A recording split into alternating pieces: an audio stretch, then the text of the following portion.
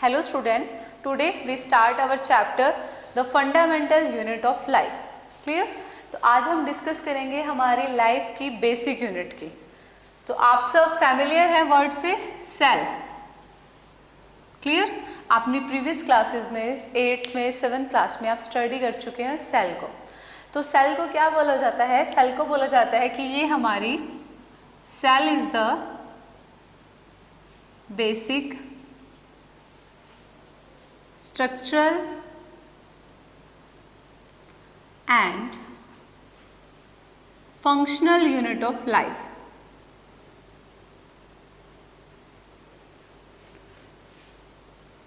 आप लाइफ बोल सकते हो या फिर लिविंग ऑर्गेनिज्म.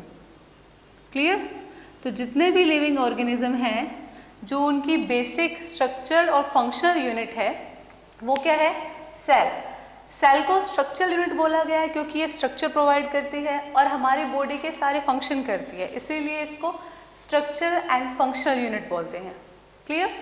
तो फर्स्ट हम डिस्कस करेंगे कि फर्स्ट वो साइंटिस्ट कौन थे जिन्होंने सेल को डिस्कवर किया, कब किया एंड हाउ.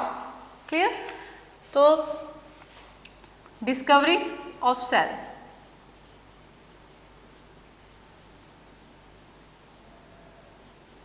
क्लियर? जो साइंटिस्ट थे वो थे रॉबर्ट हुक.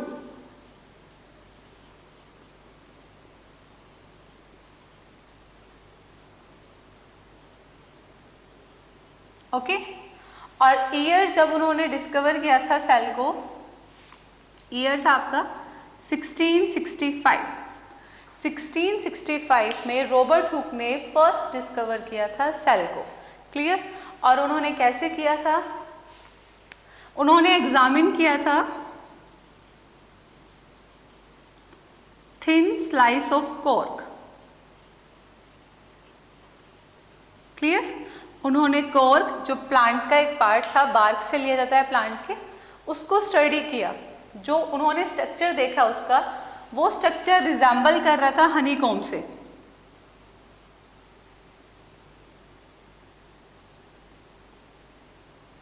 जैसा आपका हनीकॉम्ब होता है, मधुमक्खी का छत्ता होता है, सेम वैसा ही स्ट्रक्चर उन्होंने देखा सेल का. ओके. तो हनीकॉम्ब के स्ट्रक्चर में जो छोटे छोटे कंपार्टमेंट होते हैं, जो छोटे छोटे बॉक्सेस होते हैं, उनको उन्होंने नेम दिया सेल. क्लियर? तो फर्स्ट क्वेश्चन यही आता है कि who discovered cell and when. तो आपको पता चल गया है कि रॉबर्ट हुक ने डिस्कवर किया था सेल को 1665 में. क्लियर? और किसको एग्जामिन करके किया था? कॉर्क को एग्जामिन करके. जो कॉर्क का स्ट्रक्चर था वो रिजेंबल कर रहा था जैसे आपका हनीकॉम्ब का स्ट्रक्चर होता है. ओके. उसके बाद फर्दर हमारे बाकी साइंटिस्ट भी आए, उन्होंने भी अपनी अपनी थ्योरी दी. जैसे ल्यूनर हुक आए, उन्होंने एग्जामिन किया था पॉन्ड वाटर को. क्लियर? उसके बाद आपके रॉबर्ट ब्राउन आए. ठीक है, उन्होंने न्यूक्लियस को डिस्कवर किया जो सेल का पार्ट था. इसी तरह बाकी सब ने अपनी अपनी थ्योरीज दी सेल के रिगार्डिंग. ओके. तो जो हमारी ह्यूमन बॉडी में सेल हैं, पहले एक बार हम स्ट्रक्चर देख लेते हैं. इसके बाद अगर ऑनियन पील का स्ट्रक्चर देखा जाए, क्लियर, तो वो स्ट्रक्चर कुछ ऐसा होता है.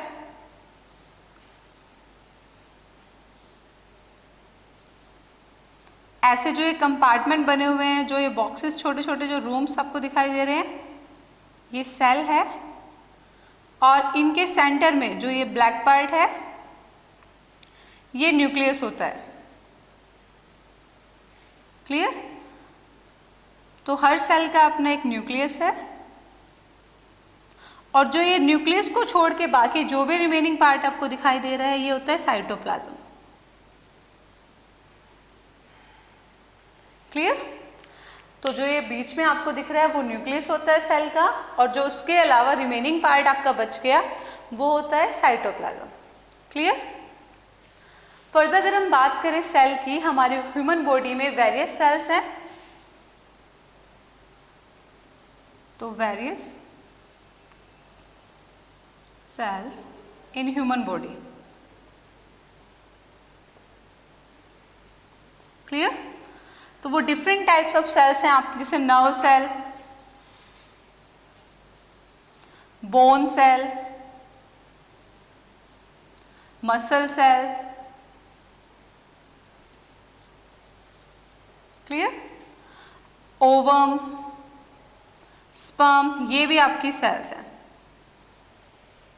ओके, ये हमारी ह्यूमन बॉडी की सेल्स हैं, nerve cell, bone cell, muscle cell, ovum, sperm.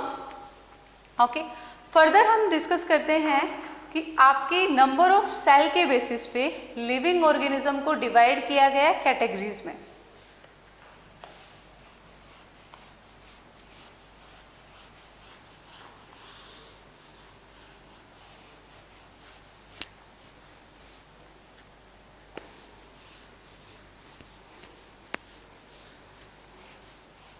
Okay, so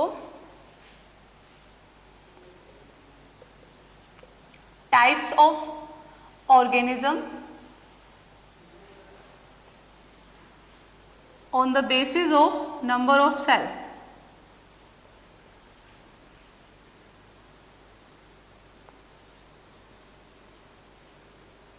clear, तो नंबर ऑफ सेल के बेसिस पे कि कितनी सेल्स प्रेजेंट हैं उनके नंबर के अकॉर्डिंग आपके ऑर्गेनिज्म को डिवाइड किया गया है 2 कैटेगरीज में। फर्स्ट है आपकी unicellular organisms and second is multicellular organism.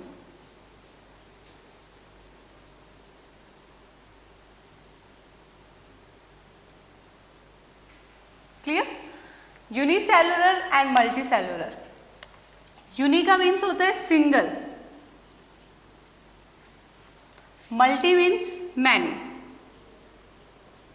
Clear, तो फर्स्ट डिफरेंस आता है आपका जो यूनिसेलुलर ऑर्गेनिज्म है उनके अंदर सिंगल सेल होती है। ओके, सो कंटेन सिंगल सेल। जो मल्टी सेलुलर ऑर्गेनिज्म है उनके अंदर मैनी सेल्स होती हैं, contain many cell.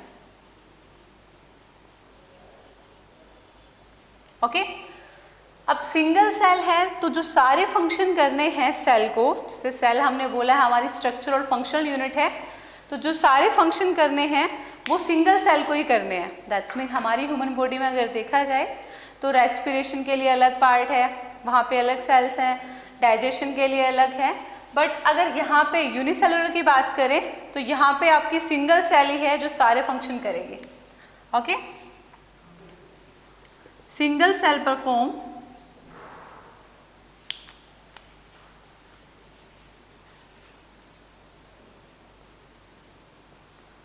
All function of body.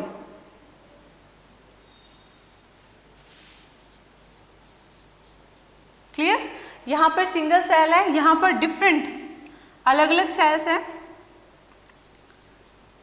Different cells present for different function. Clear, her function के लिए अलग अलग सेल है यहाँ पे। ओके, अगर लाइफ स्पैन की बात किया जाए कि अगर हम बात करें लाइफ स्पैन की कि कितनी लाइफ है इनकी, तो यूनिसेलुलर की जो लाइफ है वो होती है शॉर्ट। अगर कंपेयर करें मल्टी सेलुलर से तो लाइफ स्पैन शॉर्ट और मल्टी सेलुलर की लाइफ स्पैन लॉन्ग होती है कंपैरिजन में।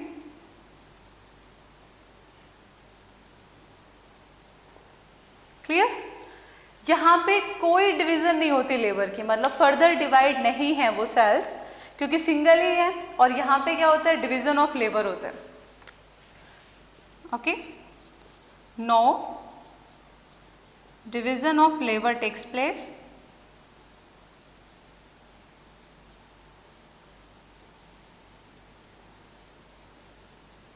क्लियर, बट मल्टी सेलुलर के अंदर डिवीजन होता है।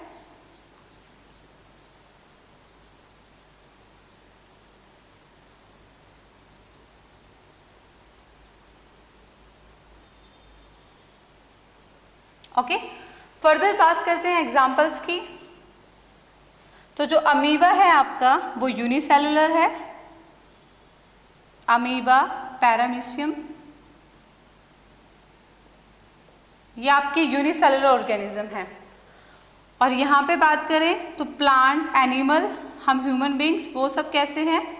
Multi cellular. ओके, तो ये हमारी दो कैटेगरीज थी जिनमें डिवाइड किया गया है ऑर्गेनिज्म को on the basis of number of cell, unicellular and multi cellular. Clear? तो यूनिसेलुलर के अंदर सिंगल सेल होती है, वही सिंगल सेल सारे फंक्शन करेगी बॉडी के। क्लियर? वहाँ पे कोई डिवीजन नहीं होती लेबर की, और उसका लाइफ स्पैन भी कंपेयर करने पे कम होता है। मल्टी सेलुलर के अंदर डिफरेंट सेल्स प्रेजेंट होती हैं डिफरेंट फंक्शन के लिए, लाइफ स्पैन लॉन्ग होता है और डिवीजन ऑफ लेबर भी होती है। एग्जाम्पल है plant and animal. Okay, clear?